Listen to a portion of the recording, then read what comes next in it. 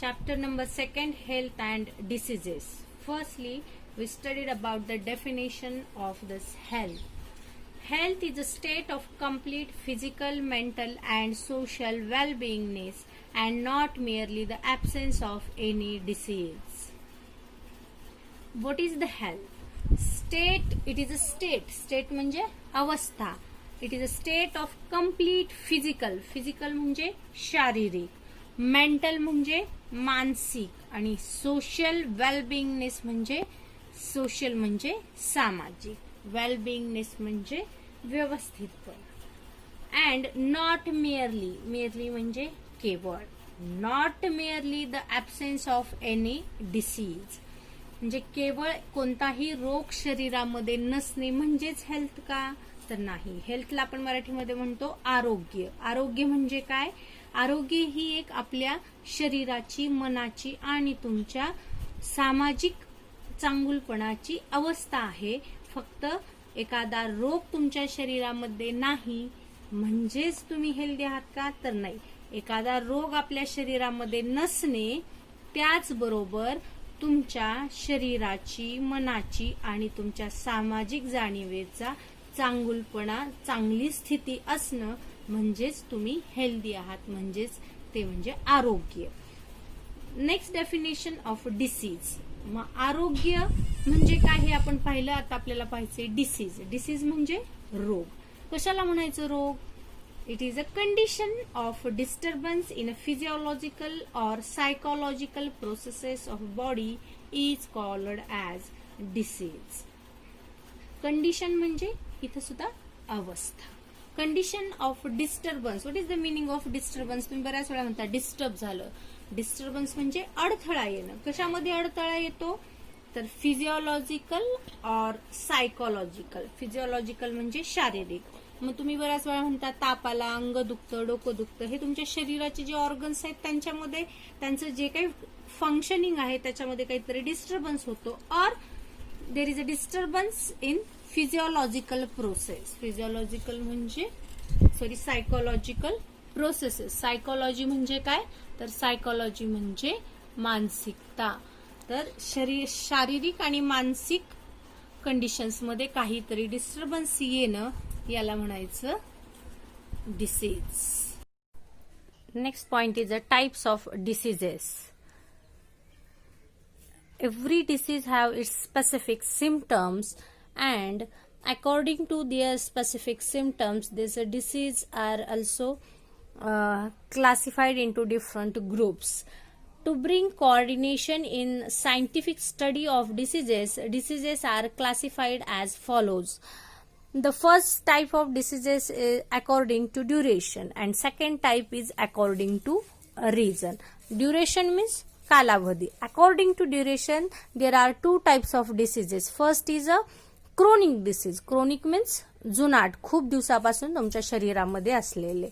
And the second type is a acute diseases. Acute disease म्हणजे पटकन होणारे आणि पटकन बरे होणारे, कमी कालावधीसाठीचे जे डिसीजेस आहेत त्यांना म्हणायचं acute diseases. When you studied about the chronic diseases, then there are examples of TB, then diabetes or cancer. These are the long term diseases which are known as chronic disease. And acute diseases means cold, then common cold, flu. These are the for few days infection in your body, therefore they are known as acute diseases. The second type is according to the reason. कोणत्या कारणामुळे disease झाला आहे यावरून हा दुसरा type डिसीजचा पडतो.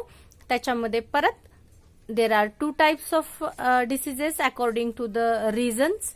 First is a hereditary. What is the meaning of hereditary? Means there is some history or some relation from parents to their offspring. It is known as the hereditary diseases. For example of hereditary diseases, Down syndrome. This hereditary disease in human being, it is you can study in detail in the 9th standard. Just remember the example of this Down syndrome, which is the hereditary disease which continued from parents to offspring due to the heredity. Then second type of these diseases are acquired diseases. Acquired means you gained in your body. So acquired disease म्हणजे मिळवलेले, आपल्या शरीरामध्ये आलेले. So these acquired diseases are again classified into two groups, infectious and non-infectious. Infectious म्हणजे संसर्गजन्य आणि non-infectious म्हणजे असंसर्गजन्य. So first type is a infectious diseases. What is the meaning of diseases? The diseases spread through the contamination, air, water, food or vectors are called as infectious diseases. म्हणजे जे diseases contaminated. What is the meaning of contamination? दूषित होणं.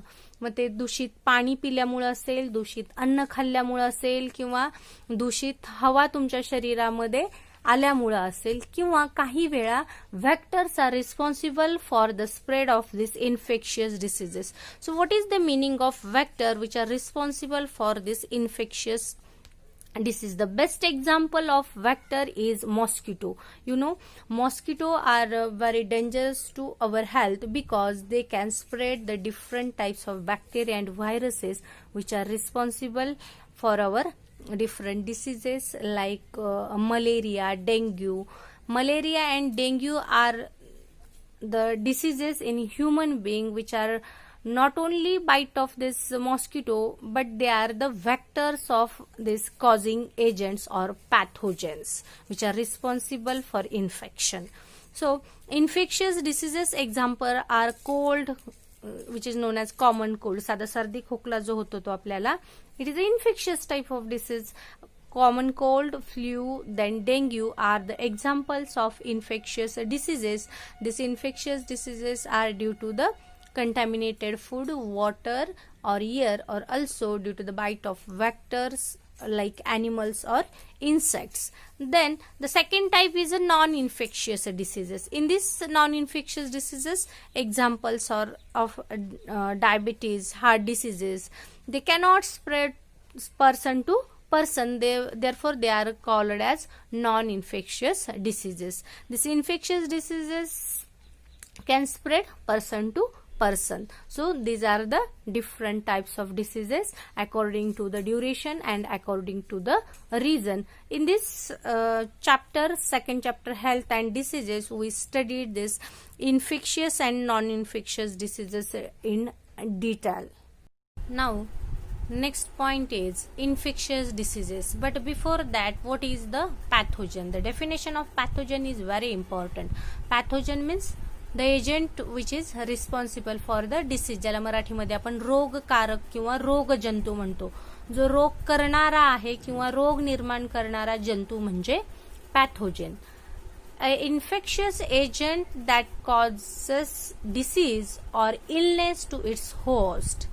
हा कसा आहे? It is an infectious agent that causes disease or illness. आपल्यामध्ये एखादा रोग किंवा आपल्याला आजारी जो पाडतो असा इन्फेक्शियस एजंट, त्याला आपण काय म्हणतो? पॅथोजन. कोणाला पाडतो? होस्टला. होस्ट म्हणजे मराठीमध्ये यजमान, म्हणजे ज्यांच्या शरीरामध्ये हा पॅथोजन जातो त्यांच्यामध्ये डिसीज निर्माण करतो, त्या इन्फेक्शियस एजंटला काय म्हटलं जातं? pathogen. An infectious agent that causes diseases or illness to its host is called as pathogen. Means these pathogens enter in your body. At that time you are a host, and this any type of microorganism like bacteria, viruses, protozoans or algae which are infectious to our body, they are known as pathogen. These pathogens enter in your body and they firstly damage your immune system. Therefore they act as a pathogen and they create a disease to disturbing your immune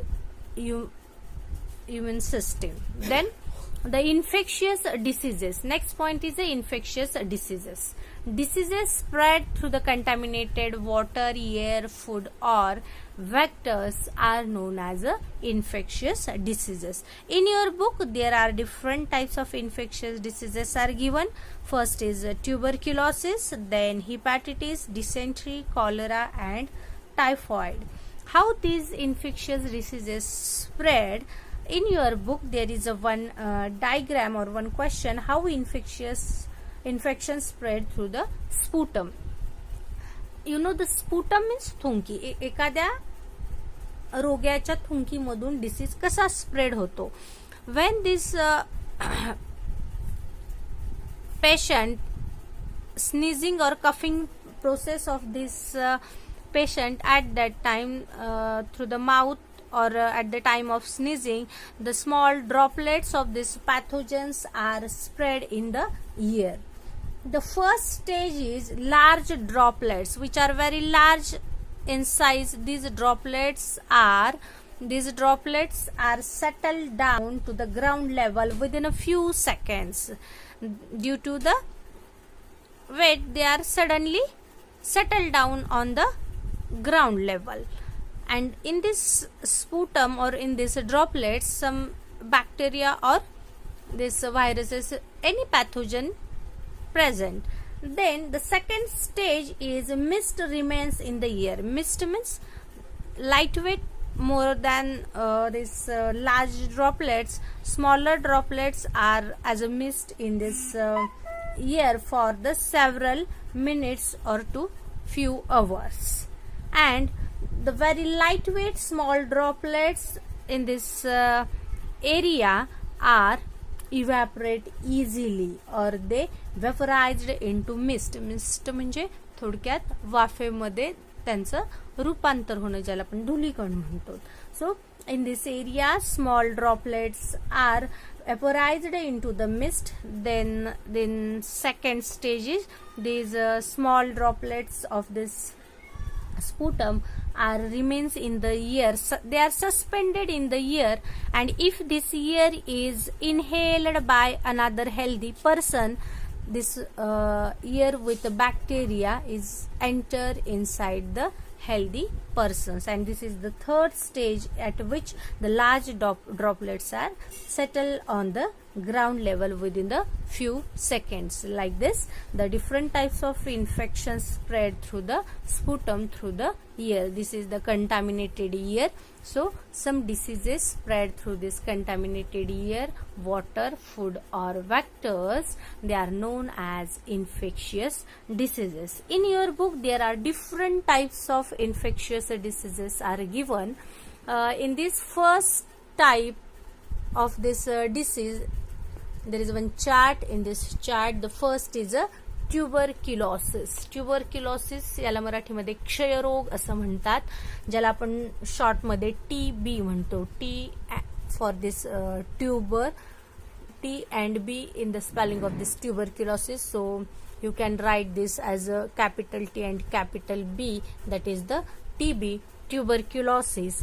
the pathogen. Pathogen म्हणजे काय शिकलो आपण, रोगजंतू. हा कोणामुळे होतो tuberculosis? Tuberculosis is due to the Mycobacterium tuberculum. It is bacterial infection, so this bacteria is Mycobacterium tuberculum. It is the scientific name of this bacteria, Mycobacterium tuberculum. त्याच्या नावातच bacterium आहे, म्हणजे हा बॅक्टेरियल डिसीज आहे. Then the mode of infection. याचं infection कसं होतं? मोड of infection म्हणजे संसर्ग होण्याचा मार्ग कोणता आहे. There is a spitting by patient, म्हणजे त्या रोग्याची थुंकी. Then through air, also prolonged contact with patients and also sharing of materials of this patient. जर एखाद्या टीबीच्या पेशंटमध्ये प्रोलॉंग्ड म्हणजे खूप वेळासाठी तुम्ही जर कॉन्टॅक्टमध्ये येत असाल, म्हणजे तुमच्या घरी कोणाला एखाद्या व्यक्तीला, आजोबांना वगैरे असं झालं असेल आणि सतत तुम्ही त्यांच्या कॉन्टॅक्टमध्ये असाल, तर देर are chances of infection of TB to the healthy person. Or sometime you shares the different materials like bed sheets or blankets or utensils of this TB patient, then there are chances of infections. Then second point is a symptom. Symptoms म्हणजे लक्षण. काय काय symptoms आहेत, कशावरून ओळखायचं की हा TB आहे म्हणून? There are chronic cough. Firstly we study about what is the meaning of chronic. Means prolonged, खूप जुनाट असा असणारा खोकला. खूप म्हणजे वर्षभर 3 महिन्यापेक्षा जास्त दिवस जर खोकला येत असेल तर आपण टीबीची टेस्ट करून घेणं गरजेचं आहे. So chronic cough, bloody spitting, थुंकीमधून रक्त पडणं, इमॅसिएशन म्हणजे कृशता म्हणजे अशक्तपणा, डिफिकल्टी इन ब्रीदिंग, श्वास घ्यायला त्रास होणं. So these are the different symptoms of this tuberculosis. Then there is another one point is the prevention and treatment. Prevention म्हणजे प्रतिबंध आणि ट्रीटमेंट म्हणजे उपचार. रोग होऊ नये म्हणून काही प्रतिबंधात्मक उपाय आणि ट्रीटमेंट म्हणजे रोग झाल्यावर घ्यावयाची काळजी. दोन्हीमध्ये फार फरक आहे. प्रिव्हेन्शन म्हणजे होऊ नये म्हणूनच अगोदर काळजी घ्यायची आणि ट्रीटमेंट म्हणजे झाल्यावर घ्यायचे उपचार. सपोज एक्झाम्पल, एक साधं एक्झाम्पल सांगते. आपल्याला माहिती असते की आईस्क्रीममुळे आपल्याला सर्दी होते. मग जर आईस्क्रीम खाल्लंच नाही सर्दी होते म्हणून तर ते झालं प्रिव्हेन्शन. आणि सर्दी होते माहित असताना आपण आईस्क्रीम खातो आणि मग आपल्याला सर्दी होते आणि मग आपण डॉक्टरांकडे जाऊन त्याच्यावर औषध घेतो, ते म्हणजे झालं ट्रीटमेंट. म्हणून नेहमी डॉक्टरांकडून एक सांगितलं जातं की prevention is better than cure. Cure म्हणजे रोग बरा होणं. रोग बरा करण्यापेक्षा रोग होऊ नये म्हणून काळजी घेणं जास्त गरजेचं असतं. So prevention and treatment for this tuberculosis. First is a BCG vaccine. This BCG vaccine is very important for this tuberculosis disease. Then isolation of patient. Patientला isolate करायचं म्हणजे वेगळं ठेवायचं. वेगळं ठेवायचं म्हणजे त्यांच्यासाठीचे जे युटेन्सिल्स, बेड, त्यांचे जे काही सामान असेल ते त्यांचं स्वतंत्र दुसऱ्या कुटुंबातील कोणत्याही सदस्यांनी ते वापरायचं नाही. Then regular medication like DOT. This DOT treatment is very important. What is the DOT? DOT is a direct observation treatment. This direct observation treatment is a best project of this Indian government, because in our India there are many patients of TB are more. So this dot centers are available in the government hospital. There the patient is directly under the observation of doctors or their nurses staff. वेगवेगळ्या प्रकारचे जे औषध आहेत ते डॉक्टरच्या under observation तुम्हाला दिले जातात. कारण तुम्हाला घरी प्रिस्क्रिप्शन जर दिलं तर आपण काय करतो, 5 दिवसासाठीचा कोर्स दिला तर आपण 3 दिवस औषधं घेतो आणि कमी झालं की 2 दिवसाची सोडून देतो. मग टीबी मध्ये जर त्या पद्धतीने ट्रीटमेंट घेतली, अर्धे औषधं घेतली आणि अर्धे सोडून दिले तर परत इन्फेक्शन वाढण्याचे चान्सेस असतात. म्हणून अशा पेशंटचं रेकॉर्ड हॉस्पिटलमध्ये ठेवलं जातं आणि त्यांना डायरेक्ट ऑब्झर्वेशन ट्रीटमेंट दिली जाते. Then the second disease is a hepatitis, or it is known as also jaundice. मराठीमध्ये त्याला आपण कावीळ म्हणतो. There are different types of hepatitis, जसं की आपण मराठीमध्ये पांढरा कावीळ, पिवळा कावीळ म्हणतो त्या पद्धतीनं. It is a viral disease. The pathogen of this hepatitis is hepatitis virus A, B, C, D, E. 5 types of viruses are there, and according to the infection of specific virus, this hepatitis type is also different. The mode of infection of this hepatitis, again there is a contaminated water, sharing of needles, blood transfusion. Contaminated water, दूषित पाणी जर तुमच्याकडून पोटामध्ये गेलं तर तिथं इन्फेक्शनचे जास्त chances असतात. Then there is a sharing of needles. Sharing म्हणजे दोघांमध्ये वापरणं किंवा खूप जणांमध्ये एखादी गोष्ट शेअर करणं. निडल्स बऱ्याच वेळा हॉस्पिटलमध्ये गेल्यानंतर, आता तुम्ही गेलात तर प्रत्येक ठिकाणी काळजी घेतली जाते की new needles are used every time for every person, because there are chances of transfer of this hepatitis virus. Then blood transfusion, ज्यावेळी रक्त दिलं जातं, रक्ताचं ट्रान्सफ्युजन केलं जातं, अशा वेळी सुद्धा तिथं हिपॅटिटिसचा व्हायरस एंटर होण्याची किंवा कंटॅमिनेशन होण्याचे चान्सेस असतात. Then symptoms, anorexia, yellow urine, then general weakness, nausea, vomiting, gray colored stools are the different types of symptoms of this hepatitis. In these symptoms, mainly yellow colored urine or yellow pale skin colored is very important. Also nausea, weakness, अशक्तपणा, मळमळ होणं, उलट्या होणं, then ॲनॉरेक्झिया, सतत आळस येणं आणि ॲनॉरेक्झिया म्हणजे भूक मंदावणं, यासारखे लक्षण आपल्याला हिपॅटायटिसमध्ये दिसून येतात. Also there is a change in stool colour, grey coloured stool is there. Prevention and treatment about this hepatitis. Here one important point, stool means there is your waste material. Then prevention and treatment is drinking boiled water and proper cleaning of hands. To avoid the infection of hepatitis, you must be drink boiled water. Then also proper cleanings of hands. You know the how properly hand wash scheme is carried out in your school also. So with the help of hand wash or soap, you must be wash your hands for 30 seconds. Now the next is dysentery. Third disease is a dysentery. It is not only single pathogen, but also this dysentery due to the bacteria or virus or Shigella, Bacilli, Entamoeba, Histolytica. These different pathogens are responsible for the infection of this dysentery. Some persons due to the bacterial infection or due to the viral infection or also Entamoeba histolytica. नावातच आहे, amoeba means this is a type of protozoans. So Entamoeba histolytica या प्रोटोझोन्समुळे dysentery लागू शकते, किंवा शिगेला बॅसिलिया सारख्या बॅक्टेरियामुळे, किंवा काही पेशंट्समध्ये व्हायरल इन्फेक्शनमुळे सुद्धा डिसेंट्री होऊ शकते.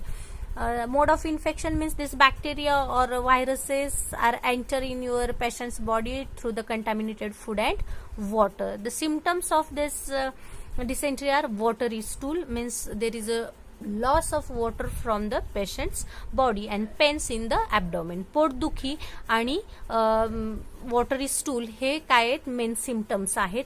म्हणजे पाण्याचं शरीरामधलं प्रमाण सगळं आपल्या शरीरातून निघून जातं. अगदी तुम्ही बऱ्याच वेळा डॉक्टरांना, लहान मुलांमध्ये हा जुलाब होण्याचा प्रकार जास्त तुम्ही पाहिला असेल. डॉक्टर त्यांची स्किन ओढून बघतात. स्किनवरती जर फार रिंकल्स असतील तर म्हणतात की या बाळाच्या शरीरातून पूर्ण पाणी निघून गेलेलं आहे because of this watery stool. So these are the symptoms of dysentery. Then what are the preventive measures, and if you are suffering from dysentery, then what are the treatment?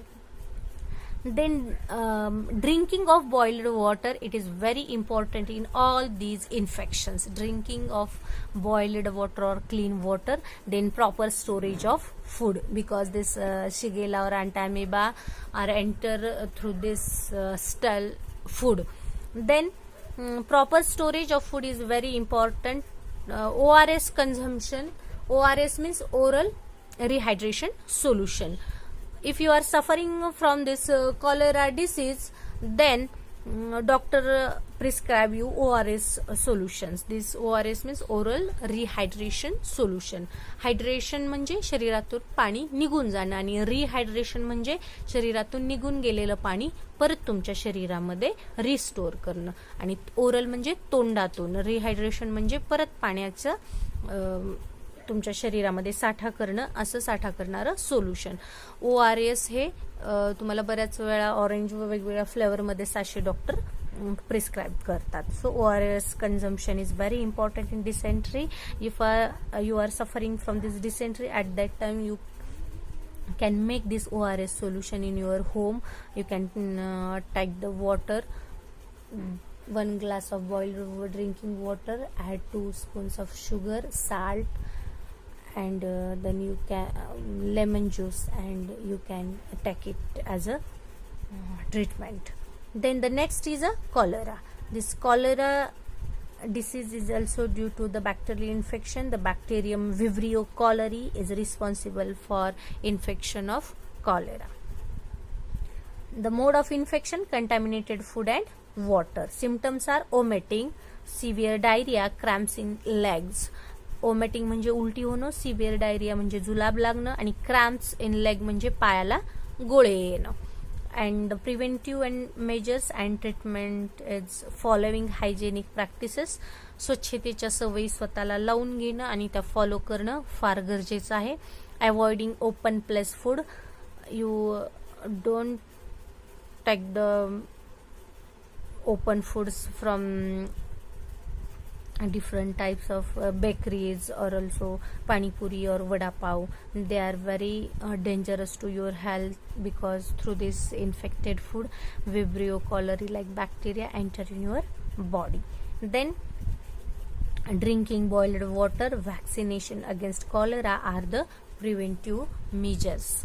Now next is this disease is typhoid. Typhoid is also bacterial infection. Salmonella typhi is the responsible bacteria for this infection of typhoid. Salmonella typhi. Mode of infection is again same, contaminated food and water. You can observe this contaminated water and food for this 4 diseases. Then symptoms are anoxia, भूक मंदावणे, headache, डोकेदुखी, rash on abdomen. There is a reddish spots are seen on your abdomen or stomach. Dysentery, fever up to 104 degree Fahrenheit. This Fahrenheit is very important, not 104 degree Celsius. At 100 degree Celsius water boiled, but this is in Fahrenheit. 104 degree Fahrenheit. This unit is very important, remember it. Then prevention and treatment for this typhoid: drinking clean water, vaccination, proper disposal of sewage. From your house there is a disposal of sewage must be properly carried out. Vaccination म्हणजे काय, तर लसीकरण. वेगवेगळ्या लस आपल्याला टोचल्या जातात इंजेक्शनच्या मार्फत, किंवा पोलिओ अगोदर आपण ओरली घेत होतो. वॅक्सिनेशन हे फार महत्त्वाचे. What is the vaccination? Vaccination म्हणजे तुमची इम्युन सिस्टीम स्ट्रॉंग करणं. एखादा बॅक्टेरिया किंवा व्हायरस जर तुमच्या शरीरामध्ये एंटर करत असेल तर त्याच्याशी लढायला तुमच्या शरीरातल्या सैनिक पेशी तयार करण्यासाठी हे वॅक्सिनेशन फार गरजेचं आहे. Then there is a one homework for you: complete the table, prepare the similar table of information about various diseases like enteritis, malaria, plague and AIDS. You can search on Google for this diseases. विद्यार्थ्यांनी अशाच प्रकारचा हा पूर्ण chart आपल्या वहीवरती लिहायचा आहे आणि त्याच्या खालीच कंटिन्युटीमध्ये हे 1 2 3 4 5 डिसीजेस आणि हे 4 त्याच्या खाली लिहून काढायचे. त्याच्याच बरोबर चिकन पॉक्स हा सुद्धा या सुद्धा डिसीजची माहिती लिहायची. म्हणजे total 10 diseases must be completed in this table.